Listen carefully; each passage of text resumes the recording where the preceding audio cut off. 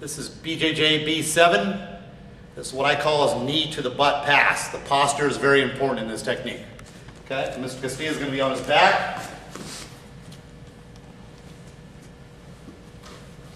First thing I want to accomplish here, instead of setting on the tops of my feet, I curl my toes under a little bit. The reason why, I have a little better posture and it raises the hip off the ground just a little bit. I'm going to grab his lapel, both of them together, and I curl them up and I bring my elbow in tight here. My other hand, so what I want to do is just kind of push it on his hip here. My knee goes right to the middle of his body and I start to notice my toes are still up. Leg goes straight back. And what happens here, I start turning my hip. As my hip turns, it opens the legs up. Okay? I'm going to grab both pants legs, push him to the ground. I'm going to do a push up here, all the weights on his legs, and I come around and I pass either this side, I'll come around and other pass on this side. Okay? One more time. The break of the guard is the most important technique we're trying to teach here to you. Okay? Grab the lapel, curl it up, my elbow comes in tight. Left hand's on the hip, got my toes curled underneath me.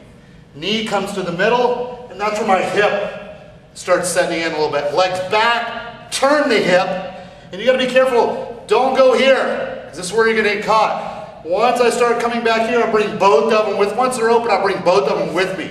I come back, do not grab here, but I wanna grab all the way where the pants leg is. Push up position with fist, pick your side you wanna go to.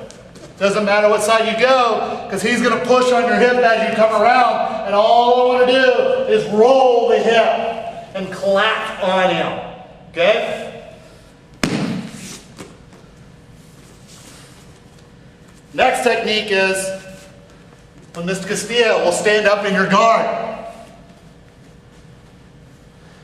If my legs are locked around him, the last thing I want to do is when he stands up is keep my legs locked on. Because if I do, he will pick me up and slam me, okay? So I let him go. As soon as he stands up, I let him go. Notice my feet here. What I want to do to keep him trying to stand up all the way, if I keep my toes straight, he stands up all the way. Okay, come back down. If I curl my toes, watch. See, it's very difficult for him to stand up all the way, so I can still have a little bit of control of his body here. I drop my legs right below, and I'm going to hook my feet over each other to lock. I want to coil the heels to me, to my bottom, and I'm going to pinch my knees together. His arms, I just want to cross them. Here, I'm going to pick a side. I'm going to take him over to this side. So I want to pull him and I'm going to coil him with my knees, and I'm going to slowly take him down to one side. Okay? One more time. A little bit different angle. So as he stands up, watch.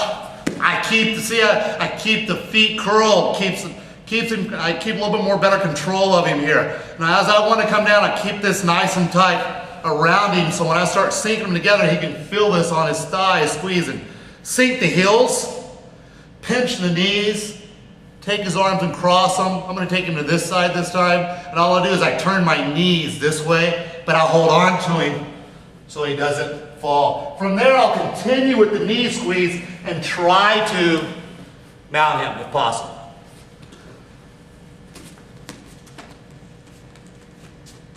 That's BJJ B7.